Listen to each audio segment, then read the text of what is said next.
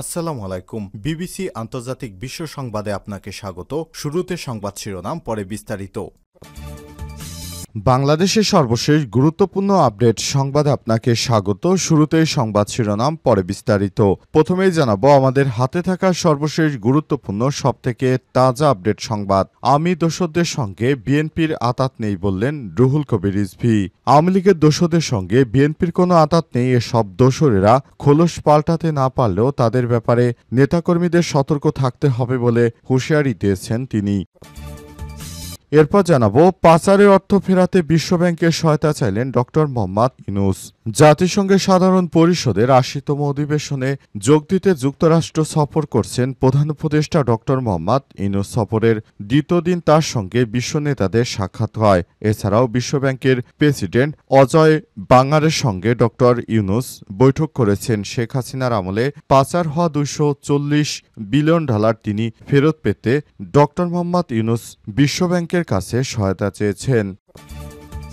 এদিকে রাজধানীতে দুই গ্রুপের সংঘর্ষে একজন নিহত। রাজধানীর শেরেবাংলা থানাধীন আগারগাঁও তালতলা এলাকায় গত মঙ্গলবার ২৩শে সেপ্টেম্বর সরকারি জায়গায় দোকান বসানোকে কেন্দ্র করে দুই পক্ষের মধ্যে সংঘর্ষ হয়। এই ঘটনায় আজ ২৪শে সেপ্টেম্বর একজন নিহত হয়েছে। নিহতর নাম মোহাম্মদ বাবলু মিয়া ৪০। গুরুতর আহত অবস্থায় তিনি হাসপাতালে ভর্তি ছিলেন। এবারে জানাবো চাঁপাইনবাবগঞ্জ সীমানা দিয়ে ১৯ জন ভারতীয়কে বাংলাদেশে পুশিন করল ভারতীয় সীমান্তরক্ষী বাহিনী বিএসএফ। চাঁপাইনবাবগঞ্জের ভোলাহাটের চানশিকারি সীমান্ত দিয়ে ১৯ জনকে পুশিন করেছে ভারতীয় সীমান্তরক্ষী বাহিনী বিএসএফ। আজ ভোর ৫টার দিকে চামুচা এবং চানশিকারি সীমান্তের মধ্যবর্তী এলাকা দিয়ে ভারতের ১১৯ ব্যাটালিয়নের কাঞ্চানটার বিএসএফ সদস্যরা তাদের পুশিন করে আটক ১৯ জনের মধ্যে ১০ জন পুরুষ এবং ৬ জন নারী, ৩ জন শিশু রয়েছে। এবং সর্বশেষ জানাবো রাবিতে শাটডাউন ৭ দিনের জন্য স্থগিত। রাজশাহী বিশ্ববিদ্যালয়ের শাটডাউন ৭ দিনের জন্য স্থগিত করেছে কর্মকর্তা কর্মচারীরা। এই সিদ্ধান্তের কথা জানান রাবি অফিসার্স সমিতির সভাপতি মুক্তার হোসেন। তিনি জানান, কর্মবিরতি প্রত্যাহারের জন্য বিশ্ববিদ্যালয় প্রশাসনের পক্ষ থেকে আহ্বান জানানো হয়েছিল। এ বিষয়ে নিজেদের মধ্যে আলোচনা করে তারা এই কর্মসূচি প্রত্যাহার করেছে। তিনি আরও জানান, প্রশাসনের অনুরোধে আমরা আজ দুপুর থেকে কর্মকর্তা কর্মচারীদের শাটডাউন কর্মসূচি স্থগিত করছি। দাবি আদায় না হলে ৭ দিন পরে আবারও কর্মসূচিতে ফেরত যাব। প্রিয় দর্শক, এতক্ষণ শুনছিলেন সংবাদ শিরোনাম, এবারে বিস্তারিত। তবে তার আগে বন্ধুরা অনুরোধ থাকবে এই সংবাদটিতে একটি লাইক দিন। এই চ্যানেলে আপনি নতুন হয়ে থাকলে আমাদের সংবাদটি দেখতে দেখতে চ্যানেলটি সাবস্ক্রাইব করে রাখুন। কমেন্ট করে বন্ধুরা আপনার মূল্যবান মতামত জানিয়ে দিন আপনি বিশ্বের কোন দেশ থেকে বা বাংলাদেশের কোন স্থান থেকে আমাদের সংবাদটি দেখছেন এবং শুনছেন। আর বন্ধুরা এই সংবাদটি দেখতে দেখতে কমেন্টের মাধ্যমে জানিয়ে দিন আপনি কোন দেশ থেকে বা বাংলাদেশের কোন জায়গা থেকে আমাদের সঙ্গে কানেক্টেড রয়েছেন। এবারে বিস্তারিত। আওয়ামী লীগের দোসরদের সঙ্গে বিএনপির কোনো আঁতাত নেই বললেন রুহুল কবির রিজভী।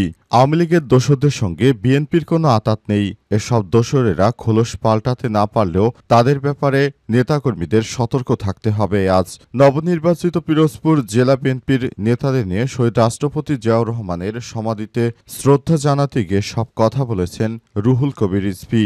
রুহুল কবির রিজভী বলেছেন, বিগত ১৬-১৭ বছর আপনারা দেখতে পেয়েছেন আমাদের নেতাকর্মীরা কত অন্যায় এবং অত্যাচারের শিকার হয়েছে। এরপর আমাদের নিয়ে যে মিথ্যা প্রোপাগান্ডা শুরু করেছে আওয়ামী লীগের দোসরেরা, এটা আমরা মেনে নিতে পারি না। কারণ অন্তর্বর্তীকালীন সরকারের সময় এসব দোসরেরা বিভিন্ন জায়গায় তারা নানাভাবে বিএনপির সঙ্গে মিশে তারা আবারও আগের মতো অপরাধ কার্যক্রম শুরু করেছে। তাই বিএনপি নেতাদের বলবো, আপনারা সবাই সতর্ক থাকুন। আওয়ামী লীগের দোসরেরা যেন আমাদের দলে ভিড়তে না পারে। তাদেরকে যেখানে পাবেন সেখান থেকেই তাদেরকে প্রতিহত করতে হবে। তা না হলে তারা যেভাবে আমাদের সঙ্গে বিভিন্নভাবে সমস্যা তৈরি করেছে সেগুলো আমরা মেনে নিতে পারি না। তারা বিএনপি নামে বিভিন্ন মিথ্যা ও অপতথ্য ছড়াচ্ছে বিদেশের মাটিতে, ভারতের মাটিতে বসে।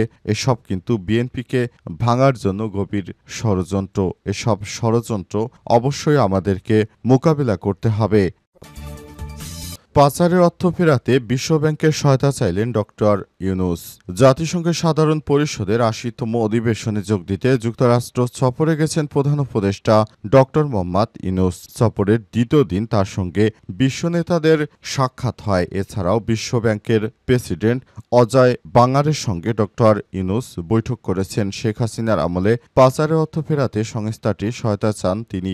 এছাড়াও আর্থিক খাতে সংস্কার এবং বাংলাদেশের নির্বাচনের প্রস্তুতি নিয়েও তাদের অবহিত করেন ডক্টর মোহাম্মদ ইউনূস। প্রধান উপদেষ্টার প্রেস সচিব শফিকুল আলম জানান, বাংলাদেশের পরবর্তী জাতীয় নির্বাচন আগামী বছরের ফেব্রুয়ারির প্রথমার্ধে অনুষ্ঠিত হবে। প্রধান উপদেষ্টা ২৬শে সেপ্টেম্বর জাতিসংঘের সাধারণ পরিষদের ৮০তম অধিবেশনে ভাষণ দেবেন। সেখানে তিনি অন্তর্বর্তীকালীন সরকারের ১৪ মাসের সংস্কার কার্যক্রম, অর্থনৈতিক পুনরুদ্ধার এবং গণতান্ত্রিক রূপরেখার পদক্ষেপ তুলে ধরবেন। তিনি আরও বলেন, $২৩৪ বিলিয়ন বাংলাদেশ থেকে পাচার করা হয়েছে। সেই টাকাটা ফেরানোর জন্য ডক্টর ইউনূসের কাছে বেশি গুরুত্বপূর্ণ এ বিষয়ে তিনি আলাপ করেছেন। বিশ্বব্যাংকের এই ব্যাপারে আমাদের সহায়তা করবেন আশা করছি।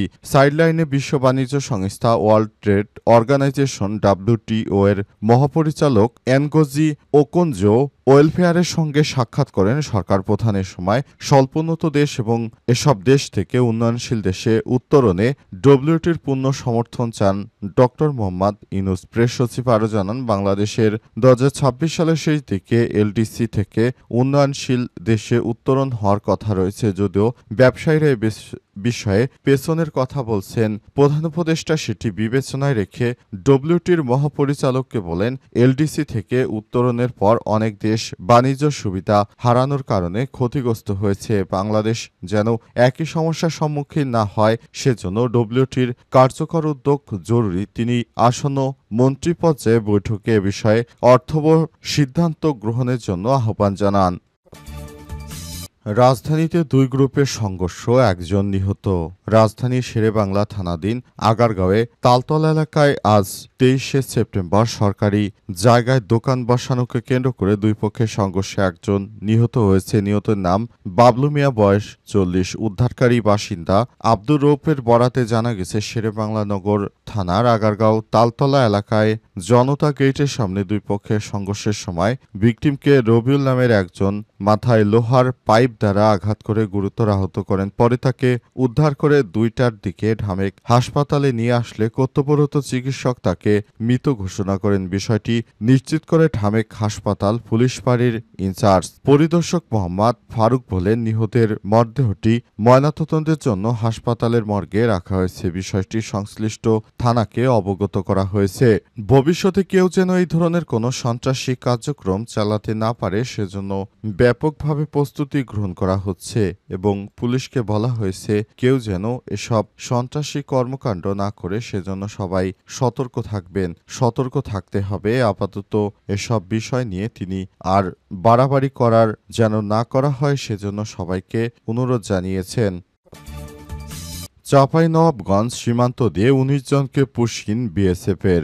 চাঁপাইনবাবগঞ্জের ভোলাহাটের চানশিকারি সীমান্ত দিয়ে ১৯ জনকে পুশিন করেছে ভারতীয় সীমান্তরক্ষী বাহিনী বিএসএফ। আজ ভোর ৫টার দিকে চামুচা এবং চানশিকারি সীমান্তের মধ্যবর্তী এলাকা দিয়ে ভারতের ১১৯ ব্যাটালিয়নের কাঞ্চানটার বিএসএফ সদস্যরা তাদের পুশিন করে। আটক ১৯ জনের মধ্যে ১০ জন পুরুষ, ৬ জন নারী এবং ৩ জন শিশু রয়েছে। পরে চানশিকারি এবং চামুচা বিওপির টহল দল তাদের বাংলাদেশের অভ্যন্তরে আটক করে। চাঁপাইনবাবগঞ্জ ৫৯ বিজিবির অধিনায়ক এক প্রেস বিজ্ঞপ্তিতে গণমাধ্যমকে এই তথ্য নিশ্চিত করেন। ৫৯ বিজিবির অধিনায়ক লেফটেন্যান্ট কর্নেল গোলাম কিবরিয়া জানান, আটককৃতদের প্রাথমিক জিজ্ঞাসাবাদে জানা গেছে তারা সবাই বাংলাদেশি নাগরিক। আটককৃতদের মধ্যে ১০ জন পুরুষ, ৬ জন নারী, ৩ জন শিশু রয়েছে।